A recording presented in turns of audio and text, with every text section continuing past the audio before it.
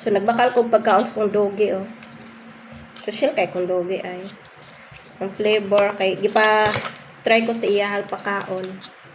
So, ganahan siya, ani. Kay ang flavor kay grilled chicken and liver. So, ganahan kay siya. Nya, gipalitan po na ko siya kuan.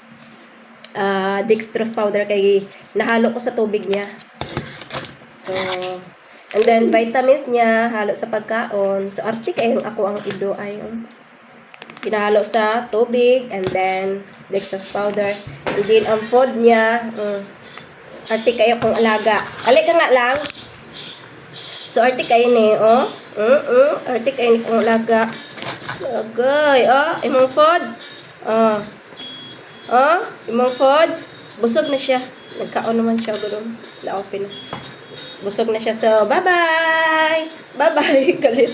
Nagagalit.